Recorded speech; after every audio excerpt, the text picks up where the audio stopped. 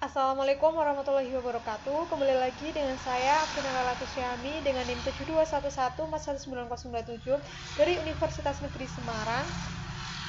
Pada kesempatan kali ini saya akan menyampaikan proyek selanjutnya dari Sistem Informasi Manajemen, proyek 4, yakni formulir survei web atau HTML siswa. Nah, tujuan pembelajaran kali ini yang akan kita capai diantaranya: 1. Memahami bagaimana formulir menangkap informasi dari para pengguna halaman web. 2. Memahami penggunaan kotak teks dan area teks untuk mendapatkan input ketika dari pengguna. 3. Mengetahui bagaimana membuat tombol radio dan kotak cek untuk mendapatkan input dari pengguna melalui klik mouse. Dan yang terakhir, mengetahui bagaimana membuat sederet pilihan dari menu drop-down. Next, pendahuluan. Proyek ini mengasumsikan bahwa Anda memiliki beberapa pengetahuan mengenai Hypertext Markup Language atau HTML dan bagaimana menggunakan Notepad sebagai editor teks, di mana proyek ini akan mempelajari konsep-konsep web atau HTML. Proyek ini pun menampilkan contoh tahap demi tahap yang menggambarkan berbagai teknik dan konsep yang dibutuhkan untuk membuat halaman web di Notepad. Proyek ini ditunjukkan untuk membuat formulir, tetapi tidak menyediakan instruksi pada browser penjelajah web untuk memproses hasil dari formulir. Informasi dari sebuah formulir biasanya dikirimkan melalui email atau dimasukkan ke dalam basis datanya. Tidak terlalu sulit untuk membuat respon untuk formulir, dan Anda pun dapat menggunakan jasa gratis yang mengirimkan jawaban formulir ke Anda. Respon otomatik adalah layanan yang terkenal yang gratis dan mudah digunakan. Contoh, pada contoh ini kita dituntut untuk membuat dokumen Notepad berupa formulir survei yang akan disimpan di dalam bentuk Hypertext Markup Language atau HTML sehingga dapat digunakan sebagai halaman web. Pembuatan formulir ini mewakili 5 teknik yang paling umum untuk mencatat informasi dari sebuah situs web, yakni contoh terlampir pada slide tahap pembuatan formulir. Nah, teknik yang pertama adalah file text, misalnya untuk file name di mana pengguna mengetikkan sebaris data. Teknik yang kedua adalah tombol radio, misalnya year in school. Tombol radio digunakan ketika jawaban-jawaban yang memungkinkan saling melengkapi. Kotak cek live on campus dan do you want a car serupa dengan tombol radio, tetapi pengguna dapat memilih satu atau lebih pilihan. Next, area teks memungkinkan beberapa barisan ketikan, sedangkan file teks hanya memungkinkan satu baris saja. Sebuah area teks dapat menampung sederet alamat, tetapi perusahaan dapat memecah alamat menjadi beberapa bagian penggunaan file teks. Pilihan jenis file harus ditentukan oleh bagaimana perusahaan tersebut ingin menampilkan formulir tersebut dan menggunakan informasi yang dikumpulkan. Masing-masing file input memiliki paling tidak 2 karakter sebagai nama file dan sebuah nilai. File dapat dinamai schoolyear, nilainya bisa jadi FR, SO, JR, atau SR. Penggunaan dapat melihat informasi yang ditampilkan di layar komputer, tetapi komputer mengenali nama file yang nilai yang dialokasikan untuk file tersebut. Next, bagian-bagian dari formulir contoh. Formulir ini tidak jauh berbeda dengan proyek-proyek sebelumnya. Perbedaan yang paling signifikan adalah pada baris 6 dan 47 dari kode HTML yang digunakan untuk membuat formulir tersebut. Ingatlah bahwa baris bernomor pada figur ini hanyalah berfungsi sebagai titik referensi. Bagian tersebut tidak akan muncul dalam file kode HTML untuk halaman web. Perintah from dan /from memberitahu browser web akan mencatat informasi dari pengguna.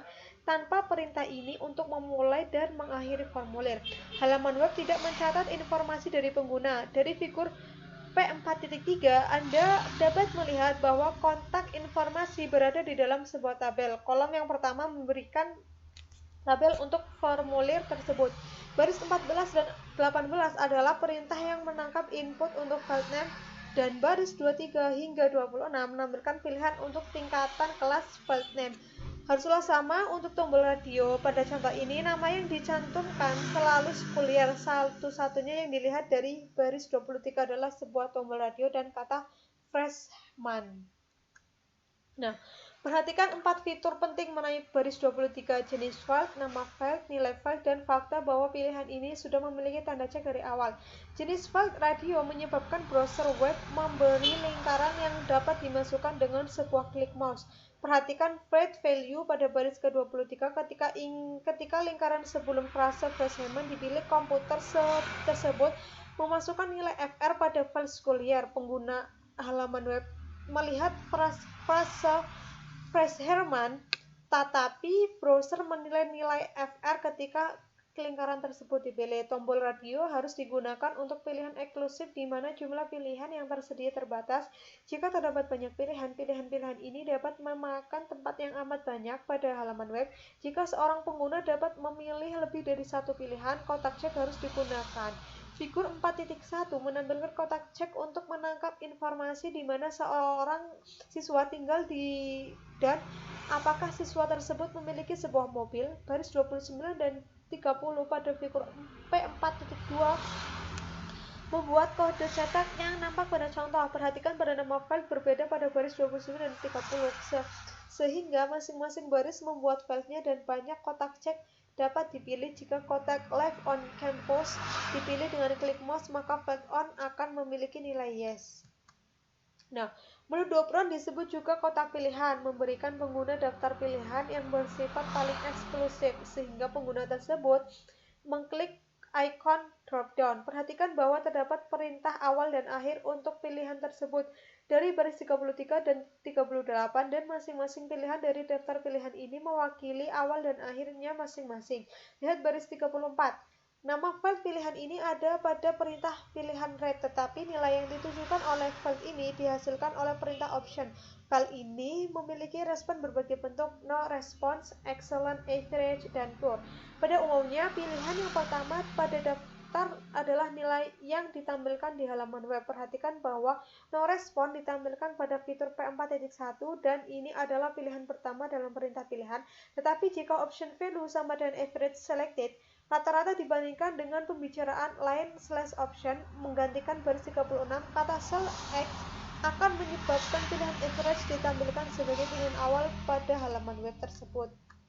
Nah, seperti halnya perintah yang lain, apa yang dilihat pengguna pada layar komputer bisa jadi bukanlah yang direkam oleh komputer. Jika pengguna memilih no response, maka file pelayanan ini akan berisikan nilai no response. Baris 42 terletak di antar perintah awal dan akhir area teks. Dua jenis input khusus dibutuhkan untuk membuat browser web menindak informasi yang dikumpulkan oleh sebuah formulir. Submit and reset pada kebanyakan formulir. Sebuah tindakan akan ditentukan pada perintah form dan browser web akan melakukan tindakan yang ditentukan tersebut ketika tombol submit diklik. Perintah reset pada baris 6 menampilkan frase reset from values to their default pada tombol. Ini akan mereset ulang semua pilihan kepada isian awal. Nah, menyimpan contoh. Selanjutnya menyimpan contoh, stepnya adalah Anda harus menyimpan dokumen sebagai file HTML. Jenis setelan dokumen awal di Notepad adalah dokumen teks, dan eksistensi file .txt adalah secara otomatis akan ditambahkan ke nama file jika file tersebut disimpan dalam bentuk teks. Browser web tidak dapat menerjemahkan jenis dokumen teks. Nah, melihat halaman web. Untuk melihat halaman web dapat dilakukan dengan cara, setelah halaman web disimpan, Anda dapat memeriksanya apakah halaman tersebut bekerja dengan baik. Anda tidak harus menutup program Notepad. Program ini dapat tetap terbuka ketika Anda melihat file Anda dengan browser web, dan pilihlah perintah file diikuti subperintah open ketika nama file atau browse untuk mencarinya, dan ketiklah tombol OK, halaman web Anda akan muncul di browser.